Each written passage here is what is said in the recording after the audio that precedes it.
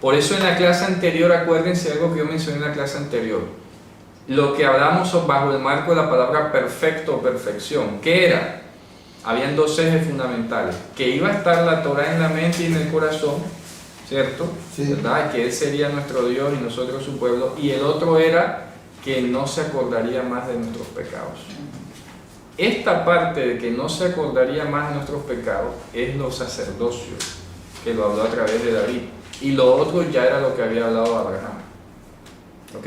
Entonces lo que hizo fue unir ambas condiciones en una sola. ¿Sí ves? Porque el pacto con Abraham, ¿cuál fue lo que le prometió a Abraham? Una tierra y una simiente. Punto. Ya. Yo seré su Dios y ellos serán mi pueblo. ¿Eso qué implica? Eso que implica que yo voy a poner mi Torah en la mente de ellos, la pondré en sus intestinos, la escribiré en su corazón. Vale. Hasta ahí estaría bien, pero ahora resulta que luego había que incorporar la promesa de la Jerusalén celestial y había que solucionar el problema del pecado nuestro. Porque Dios, bien como pasa hoy, hoy nosotros tenemos la Torah escrita en el corazón y la tenemos en nuestro intestino, pero vamos a morir, ¿cierto? Y tenemos la esperanza de una Jerusalén celestial. ¿Pero qué se necesitaba? La resurrección y que se fuese pagada nuestra deuda, absolutamente. Eso implica una función sacerdotal que no estaba contemplada en la promesa cuando Dios se la dio a Abraham. Pero no hay problema, porque como Dios habla del futuro, desde el futuro ya él sabía que le iba a decir a David un poquito más adelante: David, yo te voy a levantar un soberano y tal, no te preocupes, que eso va de acuerdo a lo que implica lo que yo le dije a Abraham. Pero hermano, usted dice que... Me explico, mira, esto es como una antena de esas grabadoras que tú le vas sacando más y más y más y más y más, pero es lo mismo, me explico, la vas estirando, eso es todo. Pero usted dice que ahora que la promesa hecha a David era para una Jerusalén. No, estoy hablando que la promesa hecha a David sobre el sacerdocio de Melquisedec, porque eso es que está hablando el contexto, ¿ya? Entonces cuando dice aquí, como dice el hermano Orlando, dice: más ahora tanto mejor ministerio es el suyo. Bueno, ¿de qué ministerio estamos hablando? El sacerdocio. Mejor ministerio es el suyo, claro.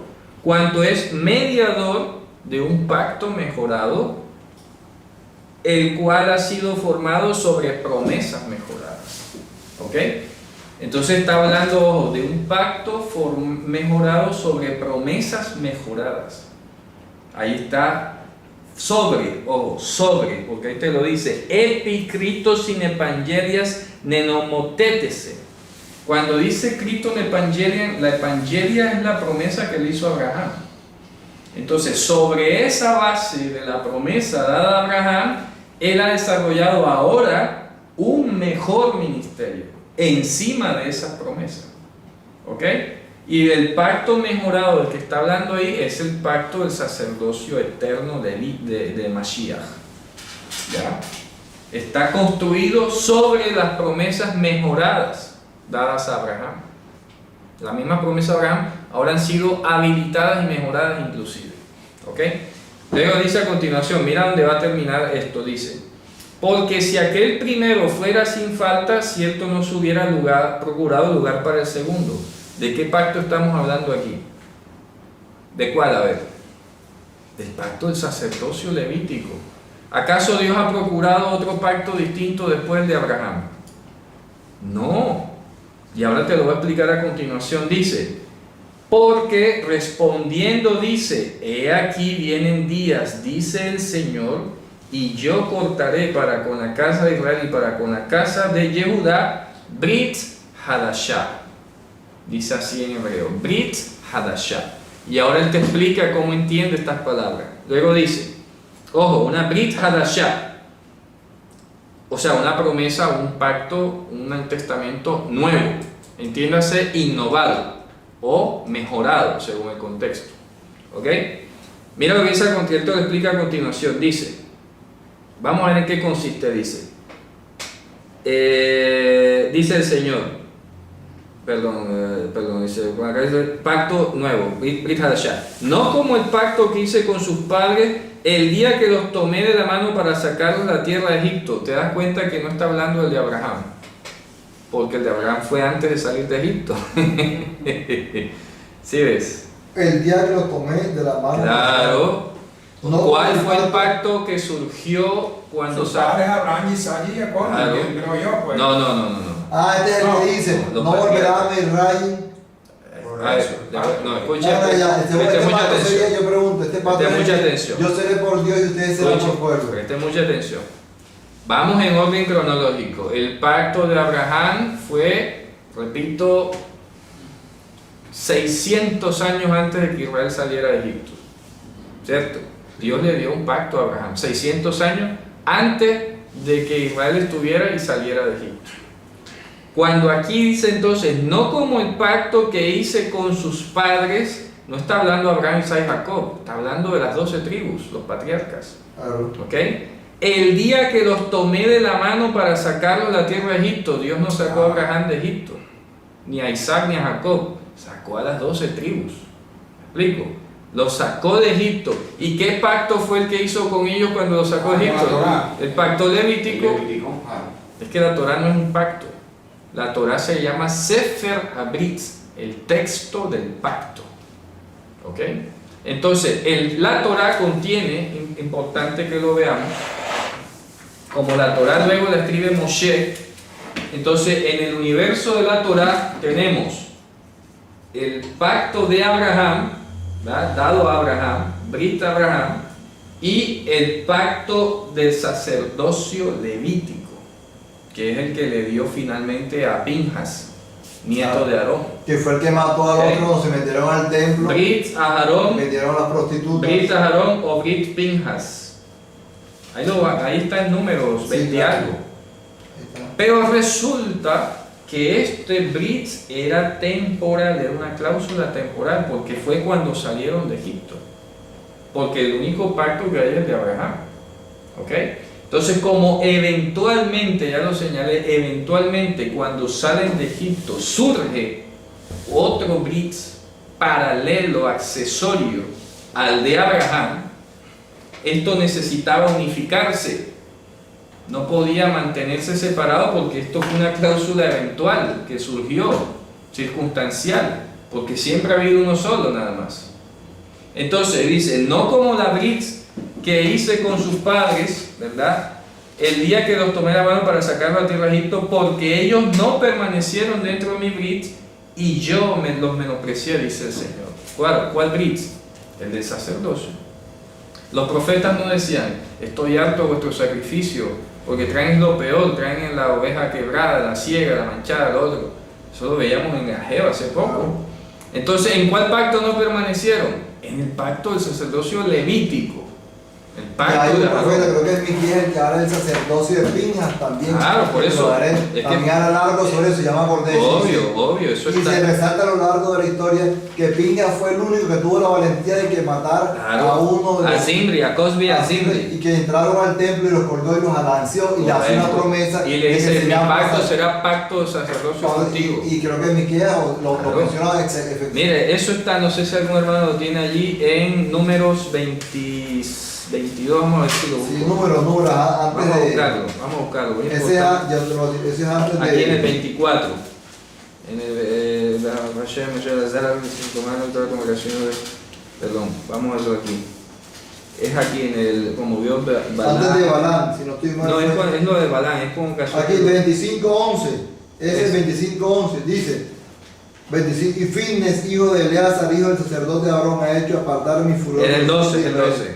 ¿Cierto? El 12. De celo entre ellos, por lo cual yo he consumido en mi celo a los hijos de Israel. Por lo tanto, diles: he aquí yo establezco mi pacto de paz con él. Claro. Brit Melá. Brit Shalom. Brit Shalom. Sí. Ok. Pacto Y- de paz con él. Brit y él- Shalom. Y tendrá él quien pinja su descendencia después de él un pacto de sacerdocio perpetuo, por cuando tuvo celo por su Dios e hizo expiación por los hijos de Israel. Fíjate que ahí traducen perpetuo y no es perpetuo, ¿ah? Ojo. Por eso es importante. Ese es ojo, por que tiempo indefinido. por tiempo indefinido. Claro, ahí no es Tiempo- Olam Mael, sino No, Brit Olam nada más dice eso. Brit Olam, no dice pacto perpetuo. Por eso es importante y aquí estudiamos con el texto hebreo original. ¿Ya? Y entendemos las palabras como se deben entender. Entonces voy a leer acá en Hebreo 25, 11 y 12. Brit Shalom, ¿verdad? Sí, dice, ahora vas a ver, dice 25, 11 y 12 dice: Dice, Pinhas ben Elazar ben Aarón HaKohen heshif et hamati me'al bnei Yisrael bekan'o et kinati betocham velo chiliti et bnei Yisrael bekinati lachen emor hineni noten lo et briti shalom והייתה לו ולזרעו אחריו ברית כהונת עולם. ברית כהונת עולם. Pacto de sacerdocio de tiempo indefinido. Ya. Brit kehunat olam. Son tres palabras. Pacto de sacerdocio de tiempo indefinido. Brit kehunat No perpetuo. olam. No dice perpetuo. Si fuese perpetuo estaríamos contradiciendo con Hebreos. No podrías explicarlo. Entonces, ¿cómo Dios cortó allá abruptamente y no dijo que era perpetuo? No. Y si es verdad que Está en una contradicción. Entonces, ¿qué pasa? Que esta brit es una brit de sacerdocio. Brit kehunat. Voy a colocarlo aquí. Brit kehunat. Kehunat olam. Por eso he insistido mucho que la palabra olam ha sido mal traducida como perpetuo, eternamente. Ahí no dice eso, ¿ah? Olam significa tiempo escondido, tiempo que solo Dios conoce.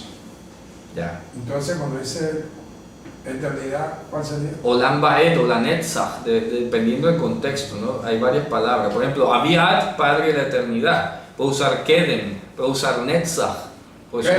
Kedem. Gente. Sí. Son palabras que se están refiriendo a la eternidad como cielo, como lugar, como espacio. Y la palabra esa Brit, la que una es. El sacerdocio.